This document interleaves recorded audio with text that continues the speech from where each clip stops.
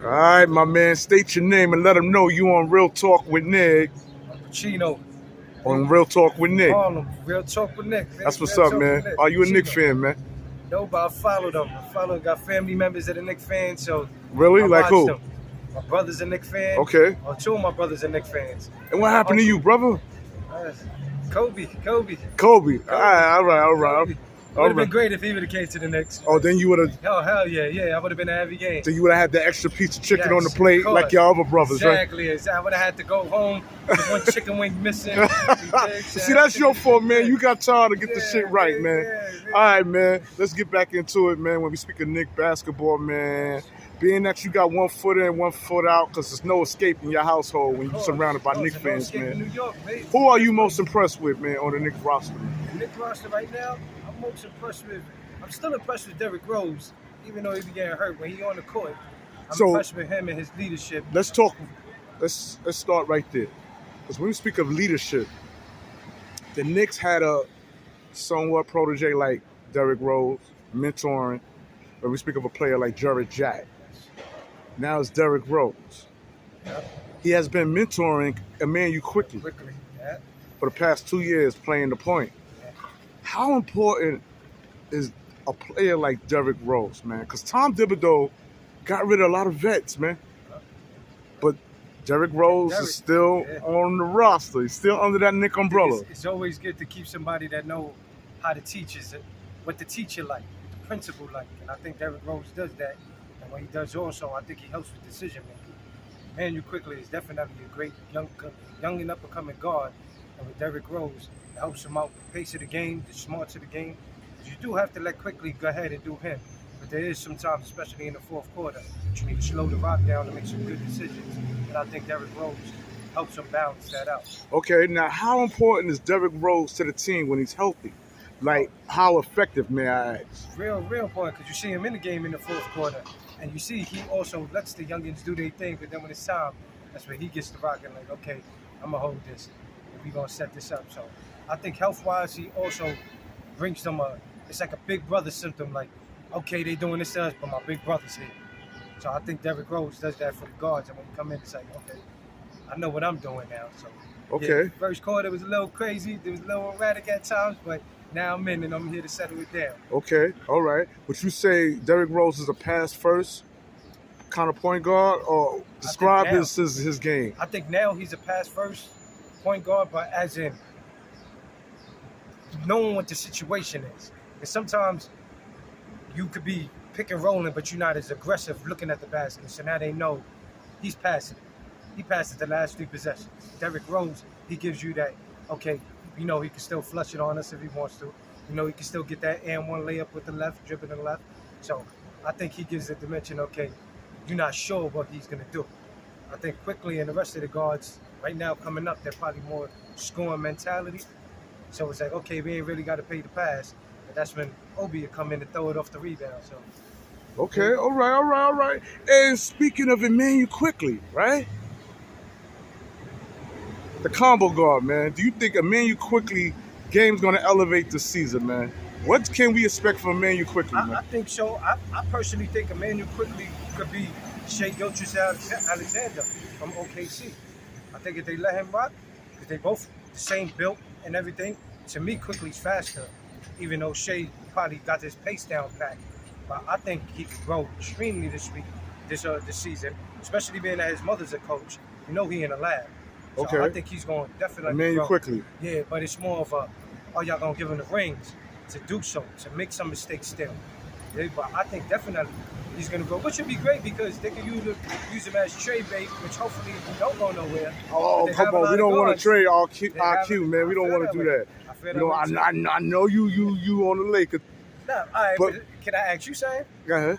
Being that you guys have a lot of guards, right? I would say y'all have like 4 to 6 guards. Okay. Shooting guard or point guards. If you had to give somebody up, it would have to be Quickly or Barrett. Who would you rather keep? I'd rather stay with what we got. give nobody up. The whole team. The whole team, So man, even Evan and develop. Fournier, but you're not gonna get out of this, bro, because I'm holding the camera. I'm interviewing you, baby, right. and I want to know, man. I want to know. You almost had me, man. You were about to switch places and shit. Yeah. But nah, seriously talk, man. Seriously speaking, man. I want to know, do you feel Emmanuel Quickly, right, is going to be that guy to elevate his game this season? Because, like I said, he's been under the tutelage of Derrick Rose to play the point.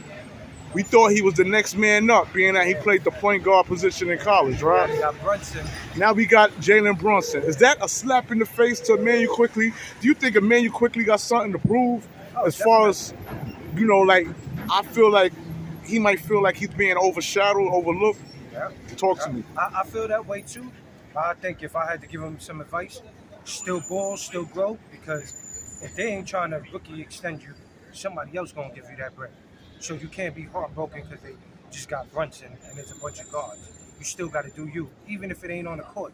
Kill them in practice.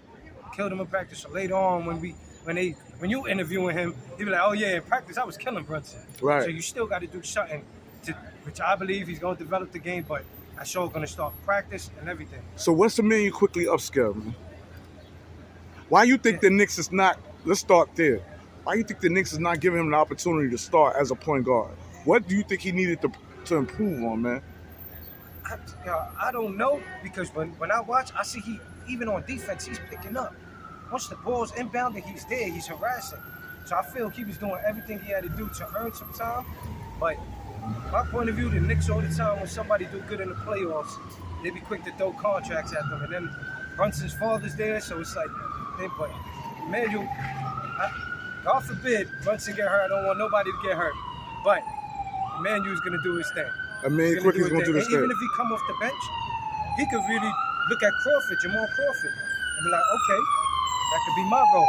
Don't take it personal that you're coming off the bench. Just thrive in it. You fuck around, be sixth man of the year. I was about to ask that. Do you think Clarkson was sixth man of the year? Right. I think Emmanuel Quickly is going to be better than Clarkson eventually. Clarkson right now is just scoring. Right. Emmanuel Quickly, he's playing defense, and he's scoring, and he's going to get that pick and roll, dish off, dig, bounce pass, alley, the top end coming from three-point line. You dig? So okay. I believe he's going to do his thing this year. Okay. Now, I know you heard about the draft concerning the Knicks. We gave up a lot of picks. Yes. We passed up on Osman Dane, European player. Think that was a smart move, man? I know we got a lot of guards as it is already. Players, it's like that, but also it seemed like the Knicks. It seemed like Knicks fans are going to the draft just to boo whoever they draft anyway. So we wouldn't know. There is times that it's 2-3 years down the line and it's like, yo, see, you could have had this guy. You could have had this guy. But you see, Porzingis, they was booing him. Right. But he wound up becoming a good player. It's just they didn't keep him. Right. That's another thing. They don't keep people that they grew in their farm. Which hopefully they do it quickly. Hopefully you keep quickly. Okay. Keep quickly, New York. Keep okay. Quickly. All right. And once again, we gave up a lot of picks to have cap space. When we speak of players like Jalen Brunson, man. Now, that's the big talk. Jalen Brunson, man. Some say he's just a role player, man. Why are we giving this man all his money versus some saying that that's the guy, that he's the ideal point guard for the Knicks? I don't think he's the ideal point guard for the Knicks. I think he is a good player. I don't think they should have got him. Why? Express that. Because, again, he does have heart. He is a little bulldog. So his body frame and all that is good. But I don't think he proved that he's a good enough jump shooter to be able to spread the floor. And right now, that's what's needed. Because if the Knicks don't have lethal shooters, I personally think their best shooter is probably 40. And it's like, okay, who else is there to spread the floor? So pick and roll status, when OB's rolling to that basket, it's getting cluttered because ain't no real shooters. Brunson, if I'm guarding him, you got to make 3 in a row for me to believe. I wouldn't want him to go by me and to penetrate because now the defense is collapsing. Is Jalen Brunson, right? Because, you know, we got a coach in Tom Thibodeau, the defense-minded coach, that is. Will Jalen Brunson fit in Tom Thibodeau's defensive mind system? I think so, because he's built. He is a little dog also. He'll pick up, once the ball is inbounded, he'll pick up balls. Is he a liability on defense? Oh, of course. course, because it's height. But again, that's why he has to. Once the ball is inbounding, you got to be on him. You got to be on him. You got to hope to take it off the dribble. Because if not, once they get towards the 3-point line and they do that pick and roll, if it's a switch, then you down in that post. And the height is a problem. So now everybody got a double team and they leaving an open 3. So what is Jalen Brunson's weakness, man? Because you said you're not high on him. I think What should we worry about? I think his shooting, his 3-point shooting, and defensive wise would be the second thing. But I definitely think 3-point shooter would be his weakness. He's a good penetrator, but again, if I'm guarding him, I'm going under the pick. I'm going under the pick. I'm not going over the pick for him. You got to prove it to me. Okay. I think that's his main weakness. Okay. His 3-point shooting. All right. Moving right along, man. I want to talk about no other than Julius Randle. Right now, Julius Randle looking like a superhero, man. I don't know which Julius Randle we're going to get. Are we going to get the point forward Julius Randle who turns over the rock, try to bring the ball up? Are we going to get the 4th seed See, but Julius Randle? Julius, in a way, reminded me of Odom, as in he could get the rebound and push it. I think his problem is all the time he want to do this. That's why we got the guards. You could go in the mid-post and let them hit you there. And then 2 dribbles, 2-3 dribbles, spin moves, whatever you want to do. But from you bringing it up and then thinking you're going to take 20 James Harden dribbles, it's not going to do nothing for nobody. Now, somebody said that he had to do that. That's why his game was being shown that way. Now that we got a point guard, right, do you think he's going to alternate his game for the better? Hopefully. I think he has to. Because if not, man, you're going to devalue your trade bait. And it's also like, you got to develop. Like, yeah, everybody want to come out no matter what's your height. We all short at first, so everybody want to be a guard. But to make the game easier, for you don't have to do certain things. And when you bring the ball up, everybody looking at you. So I think for his game to grow, he has to know when to do so. When to grab the rebound and go. When to be like, okay, let me chill and they're going to pass it to me in the post. Let me give it up to the guard and let me go seal somebody down low. Okay. I'm hoping he does so because, yeah, I think he could be good. I think if you look at Zach Randolph, you look at Zion, I think he could be in between that. All right. Do you think he still want to be a Knick, man? I don't think so. From last year, I don't think so. His body language, and especially once you get into it with the Knick crowd, that's giving them the doors are open for them to any little mistake they on you now. So you can't get into it with the crowd. We a rough crowd. We in New York, we a rough crowd. You do something wrong, we blowing you. And guess what? You score a basket, you the man. We'll pick up your son, we'll carry your son, we'll take your son to daycare for you. Yeah. But you can't go back and forth with them. Now, someone had pulled my coattail, right? And said that the reason why Julius Randle had the season he had, because he had marriage problems. Separated from his wife. He was going through a lot of stuff. Not that I wish that on any man, but I hope that was the case versus him just not gelling with his teammates. And even then, man, sometimes, man, you got to leave home situations at home and come on the court, which is hard to do sometimes. You know what I'm saying? Especially if you're used to your family being there before every game and you have a ritual. You see how he is with his son. Before every game, his son on the court, or they chop it up, give the kids do they pound. So his wife was probably right there with him also. So probably the ritual got fucked up. How he did things in the starting of the game. But I'm hoping that's not the case, man. I'm hoping he steps it up this year. And if that's the case, you had marriage problems. That was last year. Right. You should either have somebody new or don't have nobody at all. Focus on the game. Yeah, marry the game, right? The chicks are gonna come with it. Oh yeah. You got the bag. You got the 119 extension. So you know, he ain't gonna have no problem finding nobody. You don't need to chase. But right now, we need to find that basket, man. Yes. Okay. And find that right hand. Find that right hand also. You can do 2-3 dribbles right and then spin back to your left. Power dribble 1 or 2 times and that's a bucket. They turn into a putback. Okay. I can coach you, Julius. I can coach you. All right. Speaking of the right hand, Julius is a lefty. Yes. Jalen Brunson is a lefty. Yes. And the player I'm about to ask you about, my man R.J. Barrett, is a lefty too. Before we get into it about how players who play on the left side, I would like to ask you, what do you feel about R.J. Barrett? Do you feel he's becoming the franchise player of the Knicks? Talk to me, baby. I think he got the heart. to do so. I think he feels he should be the franchise player, which that's the start to everything. Now, we see him develop all the way from Duke. He's getting better and better every year. What has improved in your eyes when we speak of RJ I Barrett? think his decision making. I think his decision making and his clutch shots. He had a lot of clutch shots for the Knicks. That again got the guard standing. And the main thing too with him, he's not scared to make mistakes. He's not scared to make mistakes. And the mistake he made last game, he's not making the same mistake the next game. Okay? You think he improved on his mid range? Yeah, I think so. But he got a lot more improving to do. Because nowadays it seems like it's either a three or a dunk. So if you could get that mid range, you see playoff time, that's what matters. But yeah, if he could get that, and the good thing with him too, he's a lot taller than a lot of guards. So again, you can get in that mid range, post up, get the ball and face up and do whatever you want after that. Yeah, Right. I definitely think he improved his game last year. Okay. Every year since he's been in the league, I think he Okay. improved. It's just, I think this year is it because now you got Brunson, you got Randall. There's so many things that it's like, now how are you going to adapt to everybody? But don't let that take your aggression away. Because we still need him to be aggressive. Okay. I definitely like RJ Barrett's game. You like his game? Yeah, and plus Steve Nash godson, so it's like, fam, you have all the rings to be able to be good. Like, you just got to worry about basketball also. So best can only get better, and I think he definitely going to get better and feel, yeah, this could be mine. Okay. And the crowd seen that way too. Like, Yeah. when he make a basket, we happy. Was you New that? York is hype. Yeah. Was you that optimistic about RJ during his draft class? Because we all wanted Zion. Yeah, of course, everybody wants Zion, but when you ain't able to get him, why not get the other Dookie? And hopefully, later on, they bring him. You see, they got Cam Reddish now also, but Right. they ain't even play him last year. How you feel gonna about play that, Reddish? man? Reddish. I liked Reddish the most out of all the Dookies when they was playing. When it was Zion, RJ, and Cam Reddish, I was rolling with Cam Reddish. I think he had the most complete game.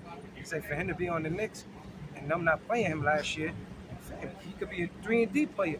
He looked like he could switch and guard every position, except for the center. Obviously, you're going to have to pull the chair or jump in front of that pass. But guard-wise, I think he could be a great defender. Turn him into a 3-and-D, but he has to play to make these mistakes. Because he's going to make mistakes. He's a young boy. He spent 1 year in college.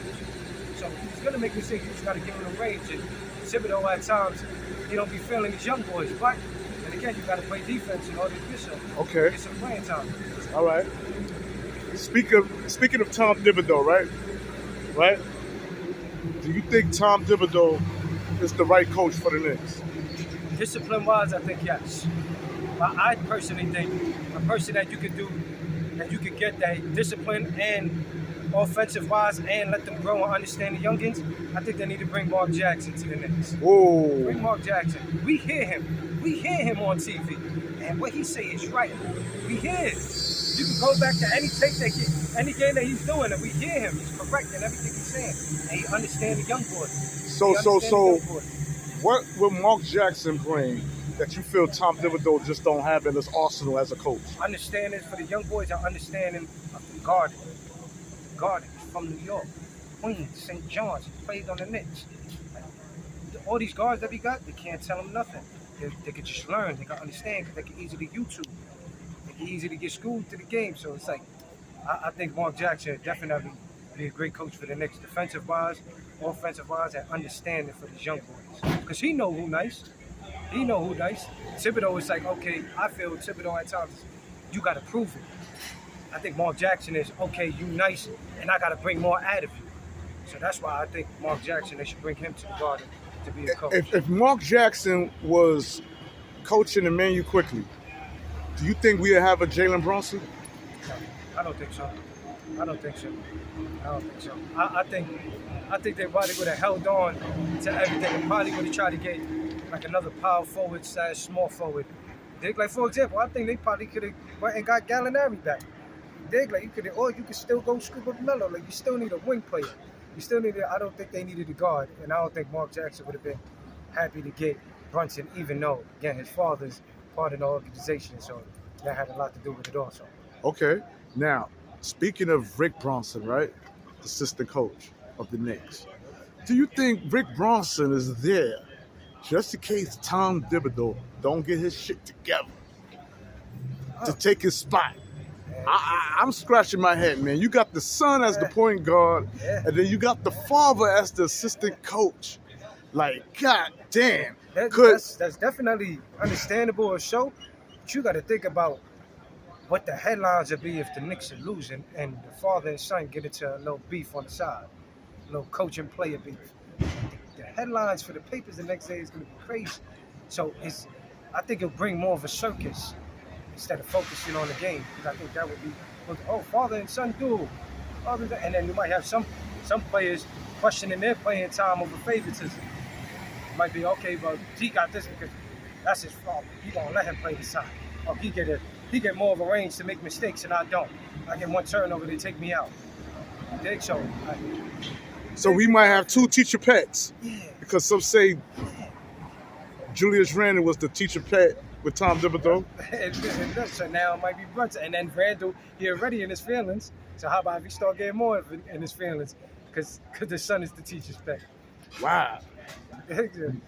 Moving right along, man. My boy Mitchell Robinson, man. I want to talk big talk, man. When we speak of big men, every team need a big man, man, playing the five, man.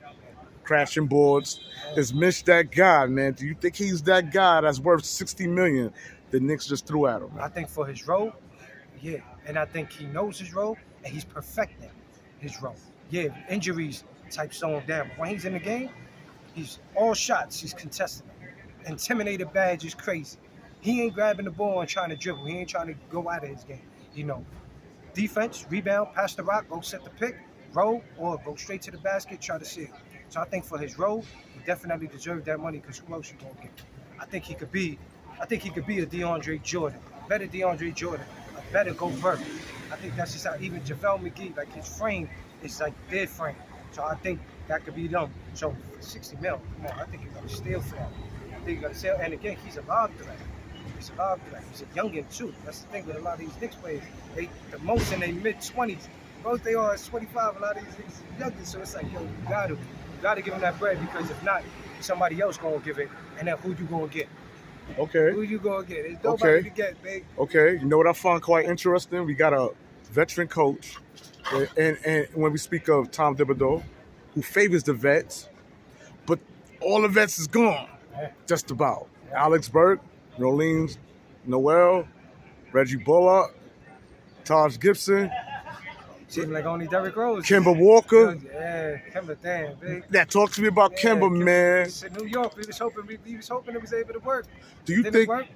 Tom Thibodeau was the defensive coach, and Kemba's always a liability.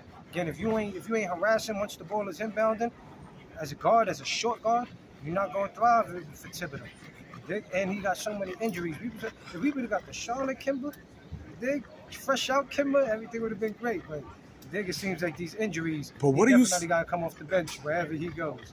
What do you say to Kemba bomb squad? Yeah. But what do you say to those who say that we got Kemba hurt? He was already hurt. Like we got him that way. Right. Some say he was trade bait. Yeah, but you got to do something in order to still have that value up, and that's why he got to get played. And when you hurt on the side, your value's going down. He's definitely not nobody to give the ball and say here to the franchise anymore.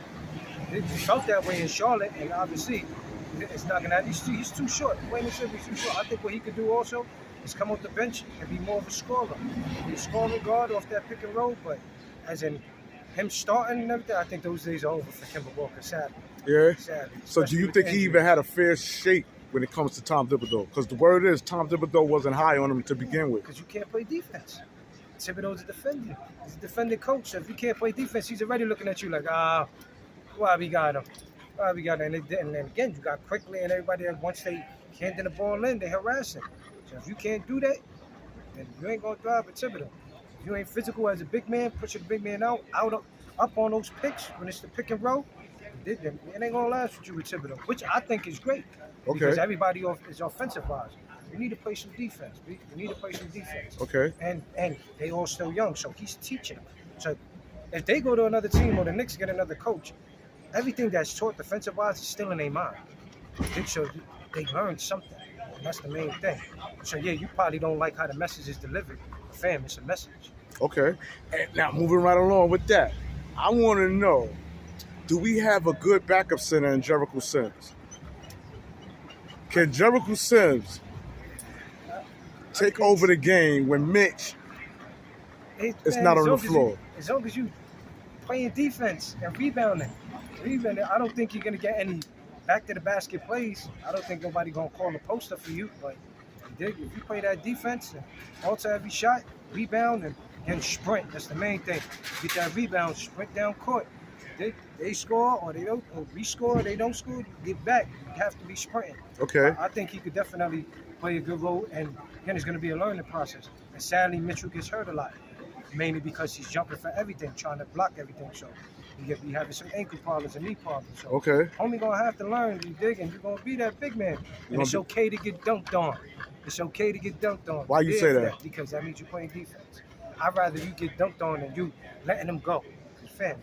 Throw your ass to the end of the bench, especially with Timber. But if you get dunked on, you dig, it's all good. Because you're going to get dunked on, but then you're going to get a block. So, okay, and my last two, right? We almost out. Quentin Grimes. You seen him in the Summer League. Yeah. Good. You like what you're looking at? Yeah. Again, it's a growing process, and he is looking good. But I think I don't get too high on Summer League. Because these are all still young. When the season starts, you're playing against grown men. You're playing against grown men that they know, they watching the tape. It's the main thing, they watching the tape. They know you can't go left. They know you can't go right. They know, okay, just rattle on by screaming at him. So, do you think this is going to hurt the Knicks, man, when you speak of lefties, man? Because you got R.J. Barrett. They only go left. So it's like one side of the court. There's two sides to the story. Right? There's two sides to the story. Look left and right. Step your hands. You're professionals. Right? Step your right hand up, all y'all lefties. Okay. You can dribble with your right and then spin back to your left. Is it use the shoulder and their book bag? Is it fair to say that RJ been displaying some right side? Yes, I think so. Even though as a defender, I would still send him right. I'm like, nah. I wouldn't want to go back to his left, but he definitely stepped it up, especially with that step back move. Which again, y'all want to think? Watch Harden. Watch Harden step back when he goes right. He's hardly going to the bucket when he goes left. And if you do, especially after last year, that they're not giving him that call. So you can go right and then hit them with that step back to get the ball in your left hand and get that shot off. Okay. And I think RJ definitely did that last year. Now, this is the meat on the bone, man. Because it's hot as fuck out here, man. Not as hot as my Knicks. Definitely. But it's hot. I want to know, what do you think about this big talk when we speak of Donovan Mitchell, man? Do you think the Knicks is doing too much, man? Yeah, I think so. Do you think they're trying to buy a team instead of developing the team? And I think regardless if you get Donovan, the most you're going to do is get to the second round. I think that's the most. And if you look at the East, it's like, who you taking out of the playoffs for you to be in there? Because remember, it's the play-in. So, yeah, I think I would put them above the Hornets, especially being that Miles Bridges is going through what he's going through. So, yeah, they could probably take that slot. But I don't think the Knicks is going to win no championship with Donovan Mitchell.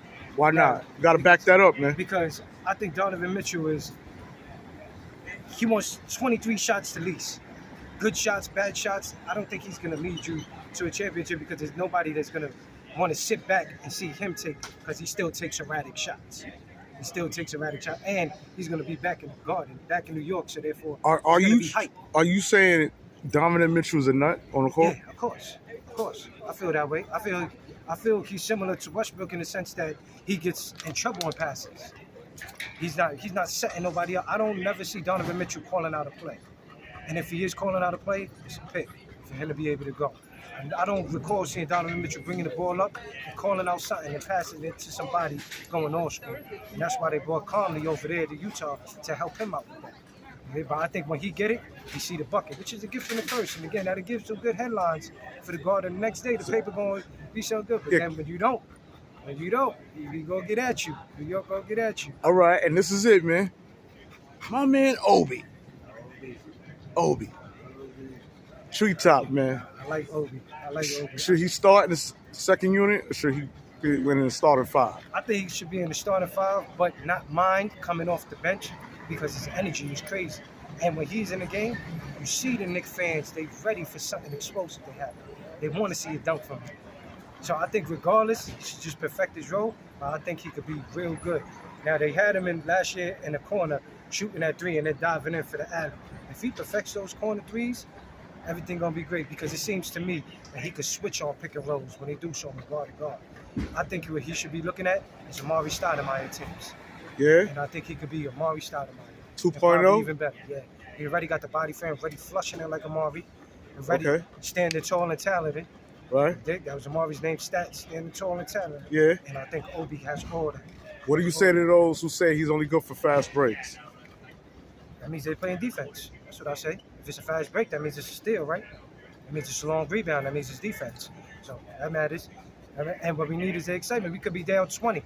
Right? Obi get a dunk. Now you get that hope back. Like, oh, yeah, 2 more stops now. 2 more stops.